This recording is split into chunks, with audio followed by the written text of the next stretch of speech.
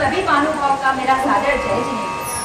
मैं हूँ सूत्रधार और प्रस्तुत करने जा रही यह सुंदर नाटिका मित्र हो तो ऐसा। जम्बूद्वीप के पूर्व विदय क्षेत्र में वत्सावती नामक देश, वहाँ जयसेन नामक राजा राज्य करते थे। उनके रतिसेन व रतिसेन नामक 2 पुत्र थे। किसी कारणवश राजकुमार रतिसेन की मृत्यु हो गई। जब श्री गुरु ने राजा जयसेन को विरागी प्रेरक संबोधन दिया, उस उद्देश्य के प्रभाव से राजा जयसेन ने अपने रतिसेन नामक पुत्र को राज्य कारभार सौंपकर अनेक राजा तथा अपने महारुत नामक साले के साथ यशोधर नाम के मुनिराज के पास निग्रंथ दीक्षा अंगीकृत करके शुद्ध रत्न के स्वरूप मोक्ष मार्ग को ग्रहण किया। मुनिराज जयसेन निज आत्म साधना पूर्ण संन्यास वरण करके अच्युत स्वर्ग में महाबल नामक देव हुए। उनके साले महारुत के धर्म आराधना के बल से उसी स्वर्ग में मणिकेतु नामक देव हुए। वहाँ दोनों ने परस्पर प्रतिज्ञा की कि हम दोनों में से जो पहले मनुष्य लोक में अवतार लेगा, तब दूसरा उसकी संसार माँ के प्रति बलवत्तों की वृत्तियों को रोकने उसे हितकारी गोद देगा। जिस समय इस 24 के द्वितीय तीर्थंकर श्री अजितनाथ भगवान का तीर्थ प्रवर्तता था, उस समय महाबलदेव अच्युत स्वर्ग से 22 सागर का आयुष्य पूर्ण करके कौशल देश की अयोध्या नगरी के इक्ष्वाकु वंशी राजा समुद्र विजय तथा रानी सुबाला को सदर नामक पुत्र हुआ। सर्व लक्षणों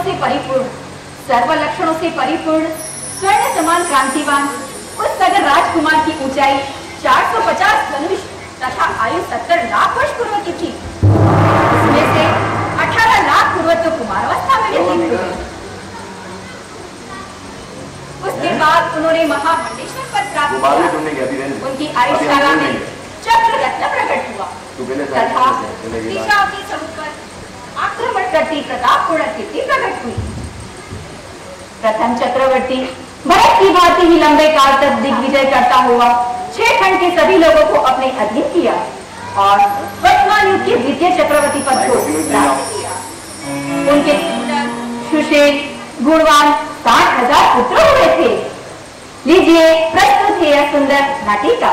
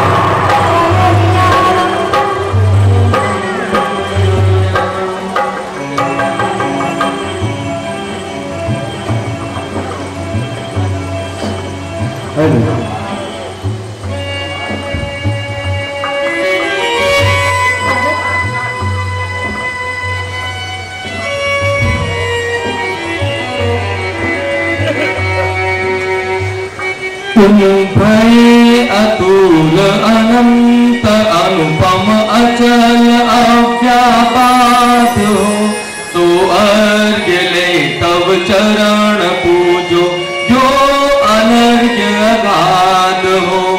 चतुर मुख जिन राज शीश सुरेश नर भुवनेश के, ताके तु पदवर चत जगत विरचत सुपरचत निधि के।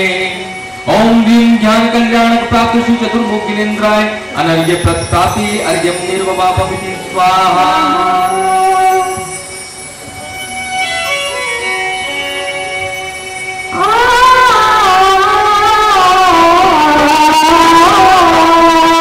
Oh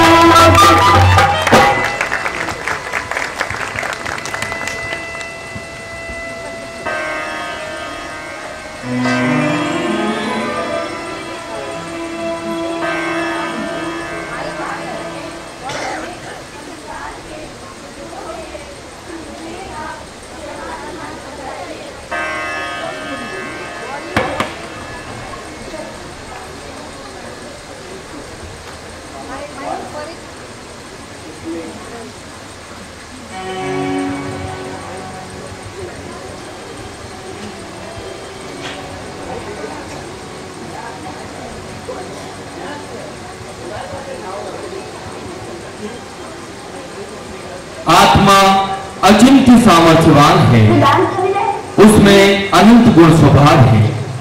उसकी रुचि हुए बिना उपयोग पर में से हटकर स्व में नहीं आ सकता। जो पाप भावों की रुचि में पड़े हैं उनकी तो बात ही क्या, परंतु पुण्य की रुचि वाले बाह्य त्याग करें, तब करें, भव्य लिंग धारण करें। तथापि जब तक शुभ की रुचि है तब तक उपयोग पर की ओर से पलटकर स्वोन्मुख नहीं हो सकता। इसलिए प्रथम पर की रुचि बदलने से उपयोग पर की ओर से हटकर स्व में आ सकता है। मार्ग की यथार्थ विधि का यही क्रम है। ज्ञायक स्वभाव के साथ एकता करके जो ज्ञायक भाव परिणमन हुआ वह मोक्ष का मार्ग है। इसलिए हे वत्स, तू अपने ज्ञायक स्वभाव का निर्णय करके अपनी परिणति को उसी ओर मोड़ दे। अपनी बलोन्मुख परिणति को स्वोन्मुख कर स्वभाव की महिमा में ही उसे एकाग्र कर। इसमें सदा रतिवंत बन, इसमें सदा संतुष्ट रे, इससे ही बंतु त्राप, उत्तम सौख्य हो जिससे तुझे। जो रमता मन विषय में, त्यों जो आत्म लीन, शीघ्र लहे निर्वाण पद, भरे न देह नवीन, भरे न देह नवीन।